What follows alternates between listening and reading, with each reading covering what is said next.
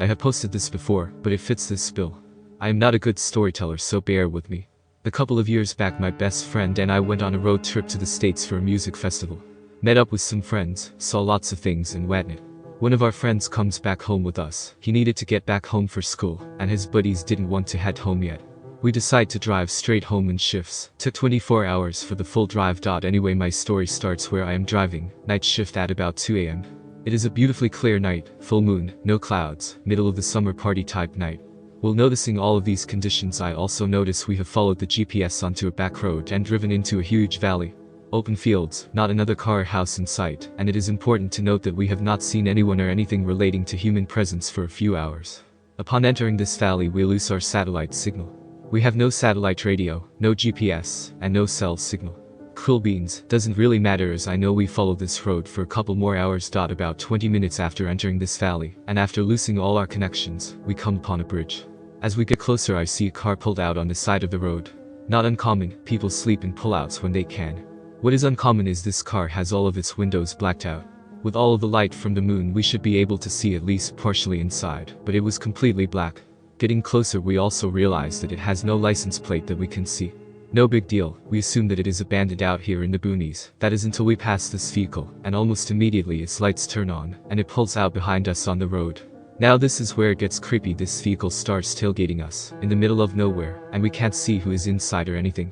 Again, we brush it off. Maybe he is lost, needs to follow someone out of the area. Doesn't explain the windows being blacked out or the lack of a license plate, however. Anyway, with this car following us, I start to get an uneasy feeling. Subtle at first, but growing stronger. Soon I get an all-out get the fuck away from this vehicle ASAP feeling. I find it important to note that I do not frighten easily, I do not panic, and I only have ever gotten this feeling in times when I know for a fact my life is in danger. I push these feelings aside as it seems like the silliest response to a possibly explainable situation, that is until I see something in the middle of the road. Almost on cue, this car backs off, as I and my companions, one of whom was asleep beforehand, try to make out what is in the middle of the road. Coming closer, we see what looks to be a body laying in the middle of the lanes. This is not a big road, and like I said, it was also a back road still paved, but very small. At this moment, and at the sight of what appears to be a body in the road ahead, we start freaking out. I, in no way, am stopping for no one in this desolate and isolated area. There are no other vehicles around other than the one following us, and I can see no housing or lights for as far as the eye can see. No cell service, no satellite, nothing. I quickly tell the others that I am not stopping, and I am going around or through. By this time we are almost on it. There is no room to go around as there are no shoulders on the road and deep ditches on the sides. And we are close enough to see now that it is a scarecrow, and I drive over top and onwards. This car, small enough to go around it, continues to follow. I speed up, it speeds up, I slow down, it slows down until I punch it. After about 2 minutes of this, the car slows down, does a U-turn and drives back. Now my passenger turns to me and says, "I swear I saw spikes in that thing."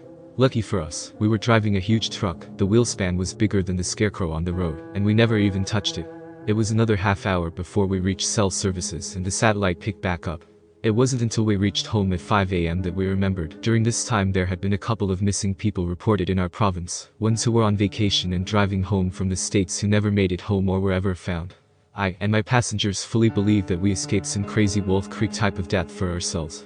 Anyway, that's my crappy story. 100% true. Sorry for how long it was to answer the questions about police. Yes, we contacted the police about it, and ended up making a full police report. However, we were unable to pinpoint the exact location. There wasn't anything they could really do other than file the report. We definitely didn't want this to happen to anyone else as it was creepy as hell.